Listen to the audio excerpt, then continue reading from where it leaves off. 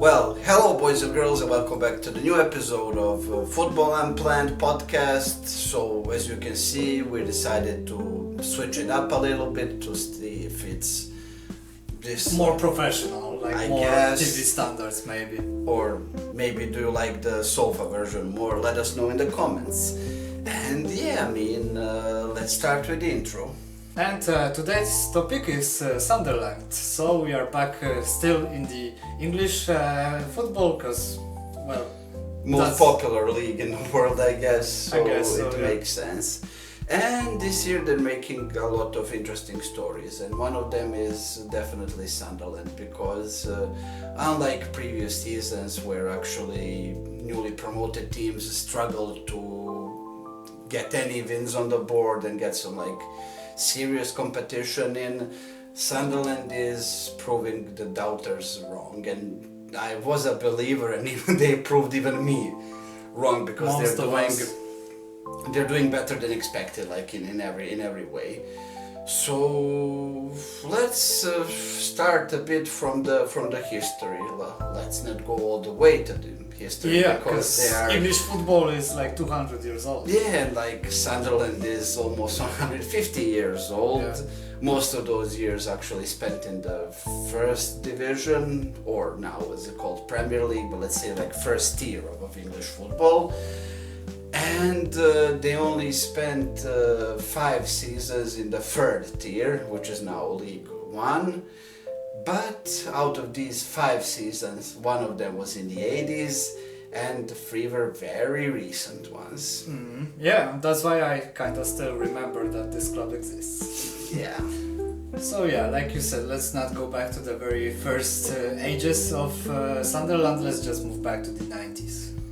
Yeah, because the 90s are the start of my love with football, because I started following it because I was elementary school kid in the 90s. Yeah. And even to this point, 20 plus years later, my first thought of Sunderland is Kevin Phillips in the attack and him scoring bunch of goals, 20 plus in majority of season. Yeah. And even in the 99-2000 season, he won the Golden Boot for Premier League with 30 goals scored. Which is hard even now. Yeah, these are Holland numbers literally. Yeah.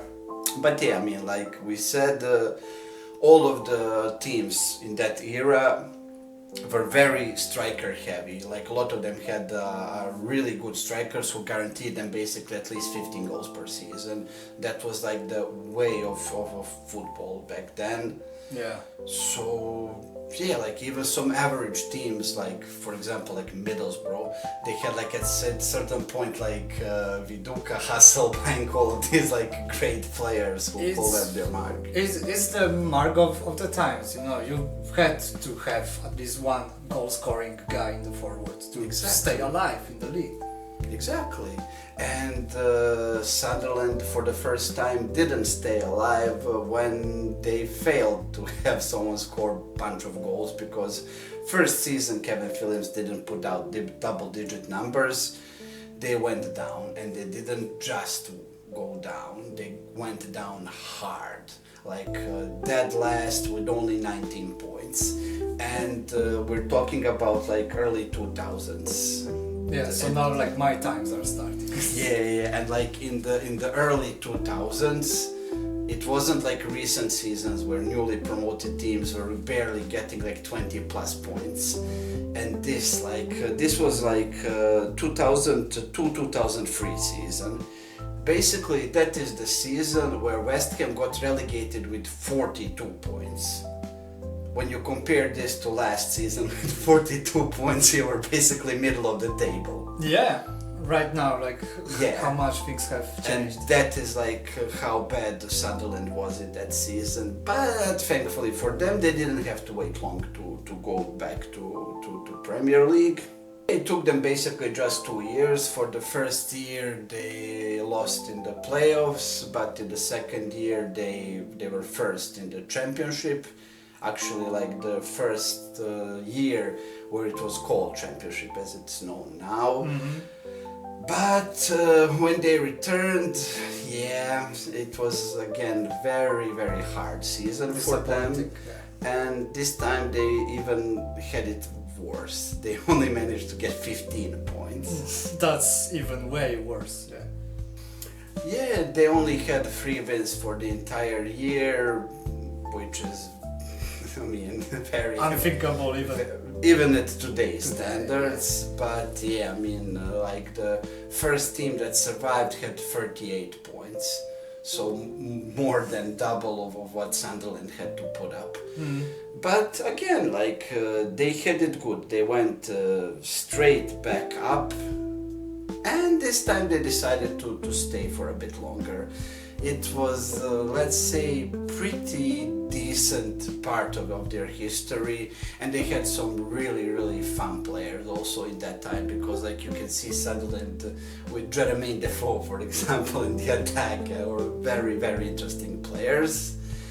But I think their fate got sealed in a bunch of, like, let's say, money issues, bad ownership, and well, I think the shivers will go down every Sunderland fan's spine when you mention the name Jack Rodwell. Even that, yeah. Yeah, because like that guy basically bankrupted them, and when they dropped down, he didn't want to, let's say, release his contract or like forgive at least a bit of his earnings. So they got relegated to League One. And you remember what I said before, like they spent in total 5 years in the third tier of English football.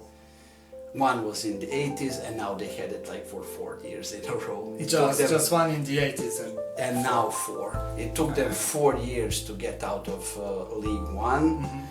And actually, when they went back to Championship, they were there only for 3 years. First year they lost in the playoffs, and it was like really unexpected of them to even go there. Yeah. The second season they regressed, like a lower part of the table, but like nowhere near relegation zone. And then came last season. Last season they finished in 4th place, and they played in the playoffs. And I still remember the insane playoff final where they played against Sheffield United.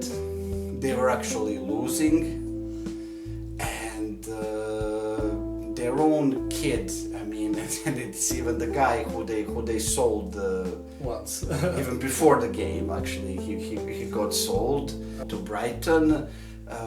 The local lad, the guy who was in their youth setup, like Tom Watson, he scored a 95th minute winner. So that's how you say goodbye to your fans. Definitely, and like you can see the emotion, you can see everything, you can see how much it meant to the fans, to the players, to the whole club. Yeah, and I mean, like they also have like a good ownership now. They were bought by a guy in his 20s, like, and you can see that he's also passionate about the club. He's actually appearing in all of the matches now in the Premier League and all of this, like Kirill Louis Dreyfus. Yeah. If you watched Seinfeld, you remember the Elaine character. Not watch it. Yeah, well, that's his auntie or something. Oh, really? Yeah, like Julia Louis Dreyfus, like they're like. So that's where the money came from. I guess. Not even from her. Like Yeah. they are Just a rich ass family, like in general, like and for ages. Okay. Yeah, and they also have a young and passionate coach, like a French guy, Régis Lebris, who took them over last season, so he managed to promote them. I mean, everyone was suspicious about his credentials and about Sunderland's credentials, especially when you consider like the way how promoted teams played in the Premier League. Like Yeah, usually they are first to fall. absolutely, like they can not just fall, but like Be kicked out of the center. yeah, like get back where you came from, literally Exactly, at that yeah. point.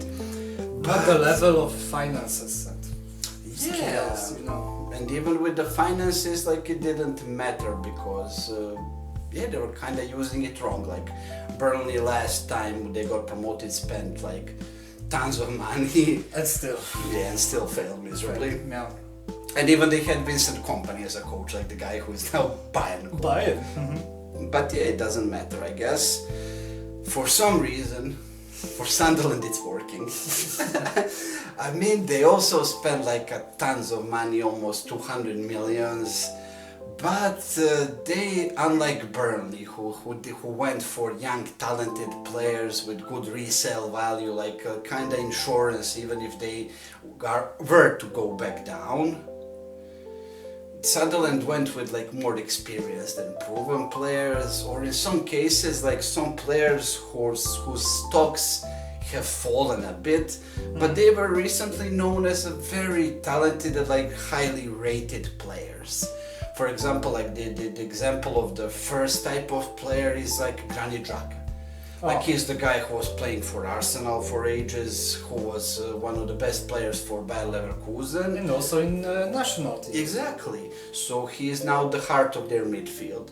Like in the defense, they got Reinaldo, who played for ages for Atletico Madrid. Yeah. And man, if you can play for Diego Simeone and his Haram football, yeah. like you can do your job. You must be a good defender to play in the first squad of Simeone. Yeah. And they also, like I said, brought a type of players who are still young but were highly rated. Just their stocks fell a bit down. And the best example of these players is Brian Brobby, the guy who was best known, at least from my experience, from his time in Ajax. He was very highly rated and he didn't have the best stint in Germany. Now he's playing off the bench, like from Sunderland, but he's an impact sub, and he now impacted the match against Arsenal in a great way. He scored the 91st minute equalizer to give them a point in the, let's say, even honestly, like a derby match, because Sunderland is now in the Champions League spot, actually. Who would have thought like, this just couple years behind? Exactly, because like they went from League One and being mocked for like a Netflix series like Welcome to Sunderland, like who the fuck wants to go to Sunderland because they're League One? But I mean the new ownership and everything turned it down, and I watched majority of their matches. They are defensively really sound. Their new keeper, like Roofs, he's really good. I like the defense because like the majority of the players they bought are, first of all, very physical. They are strong, they're not gonna shy away from tackles, they are fast, they are direct. And they know Premier League. Most of them Yeah. So what's not to like there? Did I expect them to be in the Champions League places? No one did. Yeah. Even Sunderland fans probably didn't. You remember the video we made like a few months ago? I gave them a decent chance to survive because I saw the position, but exactly, just to survive. And currently, like, they have more points than they had when they dropped. Yeah, like, and 2 times out of last 3. Because the 15 points isn't hard to beat, and they already beat it before, like, international break in November. Yeah, right now to have 15 points, you will have to get like a ban, like minus points to like Everton, you know, or something like that. But yeah, I mean, in general, really, I would be optimistic regarding them. Do I expect them to stay in the Champions League? Please, no. Absolutely no. Still not. The season is long still. Yeah. Do I expect them to even go to Europe? Nope. Conference League? Nope. Maybe. Nope. Still nope. They have to fall. Like, but still, if they reach like top 10, that's great. That would be a success. They shouldn't be disappointed if they ended up in like 10th place or like 12th place even. Man, you are having the time of your life. You are best promoted team in recent history. And we know like how much Nottingham Forest had to spend to survive. And where are they now?